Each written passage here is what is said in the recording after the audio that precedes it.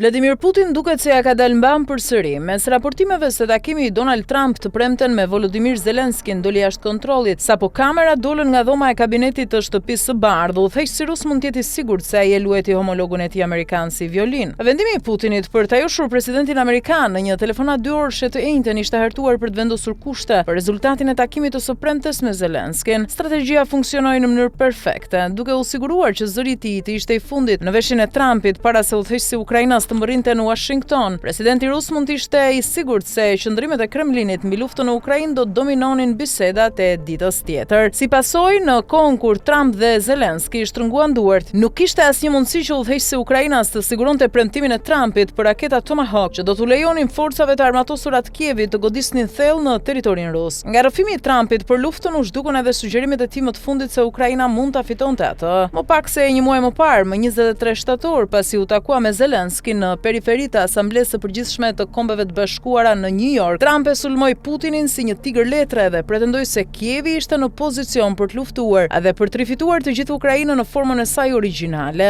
Kjo kthes 180 gradë ishte muzikë për veshët e udhëheqësve europian, përfshir kryeministrin Sir Keir Starmer, i cili kishte nxituar në Washington për të bashkuar me Zelensky në vizitën e tij të 18 gushtit në Shtëpinë e Bardhë pas samitit të dështuar të Alaskës së Trump me Putin. Por të premte nuk ishte asnjë rrethim europian për të mbështetur Zelenskyn dhe për ta mbajtur Trumpin në rrugën e drejtë. Rezultati, një zemrim i Trumpit. Zyrtarët europian të informuar rreth takimit nga homologët Ukrainas thanë se presidenti amerikan i zemruar i hodhi hartat e Ukrainës në njërin anë dhe i tha Zelenskit se duhet pranonte kushtet e Putinit për paqe, përndryshe rusët do ta shkatronin vendin e tij dhe këmbguli se ekonomia e Kremlinit po shkon shumë mirë. Zelensky u largua nga Shtëpia e Bardhë i zhgënjur. Trump më pas i shprehu pikpamjet e tij të fundit në një intervistë me Fox News që u transmetua gjatë fundjavës. Ata kanë gjakderdhje të madhe, u ankua ai për dy udhëheqësit ndërluftues. Por duke përshkruar telefonatën e tij me Putin si një bisedë shumë të mirë, ai tregoi se Rusia meriton të marrë pronë të konsiderueshme nga Ukraina në çdo zgjidhje paqe. Ata luftuan dhe Putin ka pushtuar shumë toka, ai ka fituar një hapësirë të caktuar, deklaroi Trump në një përmbysje të plotë të qëndrimit të tij në fund të shtatorit, deri të dielën në mbrëmje, ndërsa fluturonte për në Washington nga Mar-a-Lago.